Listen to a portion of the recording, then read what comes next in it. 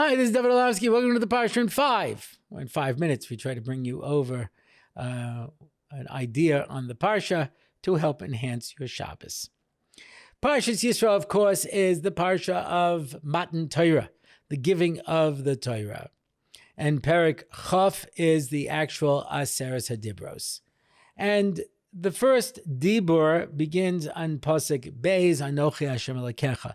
But Perek Aleph says, V'yedaber Elokim es kol hadvarim ha'ela lemor. What do I need all of these things for? Just say V'yedaber Elokim, right? And Hashem spoke all of these things, saying. So Rashi says, es kol hadvarim, malamed she'ama HaKadosh Baruch Hu asaras hadibros b'dibur echad. He said it all in one moment, 1 millisecond. Ma she'efshar la'adam loimer kain, which a person cannot say and a person cannot hear. What could you possibly have gained from that? I bring everybody to Har Sinai and Hashem says, Brup.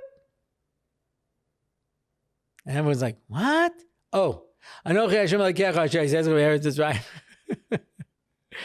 What was the purpose of that? He wanted to impress Klal Yisrael? The Eser Makos? Kriyas Yamsuf? The Man? Nah, that's nothing. Watch how fast I can talk. That was what was impressive. There are 613 mitzvahs. You ever hear the expression, you can't see the forest for the trees? Because you get stuck on the details.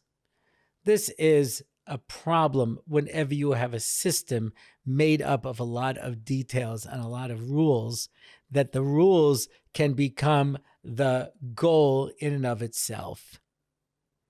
And that's why the Gemara describes a situation where these two Kohanim wanted to do the Trumas Hadeshin, and they're running up the ramp. And one of them is just overwhelmed that he's going to lose the opportunity to do the avoda, and he pushes the other guy off the ramp, and he falls and breaks his leg. And at that point, they said, okay, no more races. We'll do a lottery. Because if a person is so anxious to do the avodas Hashem, he'll push somebody off. Now, that's not the worst version of the story. The Brisa gives a worse version. That's the Mishnah. The Brisa says he pulled out a knife and stabbed the guy. And he fell off the ramp. And as he was dying, his father runs over and sees his son dying and pulls out the knife and says, don't worry, I took it out before he died. It's not tamei. You're watching your son die and you're worried about whether or not the knife is tamei. But this is the problem. People can sometimes focus on the minutia of Torah. My first year of learning Chavetz Chaim in Eretz Yisrael in 1975, I remember that there was a young fellow who died in the neighborhood, and his son came to yeshiva on Shabbos to say Kaddish for his father. He was maybe 8 years old.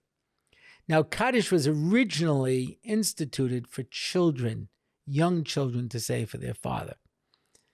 And here he said it, and nobody interrupted him. Nobody tried to stop him. So afterwards, after davening, someone said, oh, beautiful. That's the way it's supposed to be. Meaning, no one's supposed to interrupt a little child when he's saying Kaddish for his father. I remember Rabbi Knareg Zatzal, the Mashgiach, he looked and said, no, that's not the way it's supposed to be. How could you see something like this and not be affected by the tragedy and instead be impressed by the halachic ramifications? 613, add those up, what do you get? 10. Because HaKadosh Baruch Hu took all the Aseres HaDibros and summed them up in 10 general rules. 1 and 0, which makes 10 added up. What do you get? 1. And that's what Hashem was teaching us at the beginning when he went, Brup. He was showing us there are many, many halachas, but it's all one thing, to get close to HaKadosh Baruch Hu, to create the Har Sinai experience. That is ultimately our challenge. Good Shabbos.